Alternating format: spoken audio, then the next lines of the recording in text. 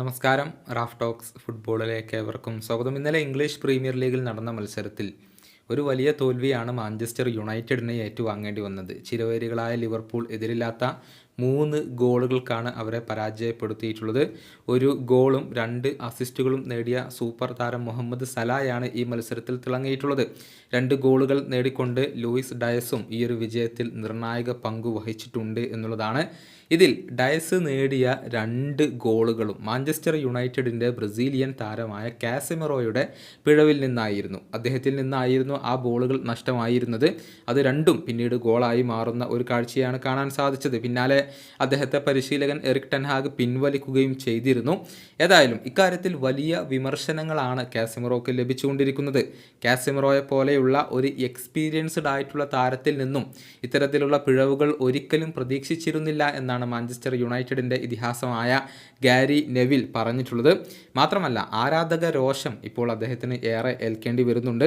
ആരാധകരുടെ ചില റിയാക്ഷനുകൾ പ്രമുഖ ഫുട്ബോൾ മാധ്യമമായ goal.com ഇപ്പോൾ റിപ്പോർട്ട് ചെയ്തിട്ടുണ്ട്. അതിങ്ങനെയാണ്: കാസമിറോ ഏറ്റവും മോശം താരമാണ്. അദ്ദേഹത്തിൻ്റെ ഒരൊറ്റ കാരണത്താലാണ് ഇന്നത്തെ മത്സരത്തിൽ പരാജയപ്പെട്ടത് എന്നാണ് മാഞ്ചസ്റ്റർ യുണൈറ്റഡിൻ്റെ ഒരു ആരാധകൻ എഴുതിയിട്ടുള്ളത്. ഫുട്ബോൾ കാസമിറോയിൽ നിന്നും അകന്നു പോയിട്ടുണ്ട് എന്നാണ് ഒരാളുടെ കണ്ടെത്തൽ. കാസമിറോ ഇപ്പോൾ തന്നെ വിരമിക്കണം എന്ന് ആഗ്രഹിക്കുന്നവർ ഈ ട്വീറ്റിന് ലൈക്ക് ചെയ്യൂ എന്നാണ് ഒരാൾ പോസ്റ്റ് ചെയ്തിരിക്കുന്നത്. ആയിരക്കണക്കിന് ലൈക്കുകൾ അതിന് ഉടനടി ലഭിക്കുകയും ചെയ്തിട്ടുണ്ട്. ഉടൻ തന്നെ വിരമിക്കൂ എന്നാണ് മറ്റൊരാൾ കാസമിറോയോട് ഇപ്പോൾ ആവശ്യപ്പെട്ടിരിക്കുന്നത്. മറ്റൊരു സീസണിൽ കൂടി കാസമിറോ മോശമാകുന്നു എന്നാണ് ഒരാൾ കണ്ടെത്തിയിരിക്കുന്നത്. കാസമിറോ ഉണ്ടാവുന്നതിനേക്കാൾ ഭേദം 10 പേരെ വെച്ച് കളിക്കുന്നതാണെന്നും അദ്ദേഹം ശരിക്കും ഒരു ബാധ്യതയായി മാറി എന്നുമാണ് ഒരാളുടെ വിമർശനം. ഇങ്ങനെ ഒരുപാട് വിമർശനങ്ങളും പരിഹാസങ്ങളും ട്രോളുകളും ഒക്കെയാണ് ഈ ഒരു ബ്രസീലിയൻ താരത്തിന് ഇപ്പോൾ ലഭിച്ചുകൊണ്ടിരിക്കുന്നത്.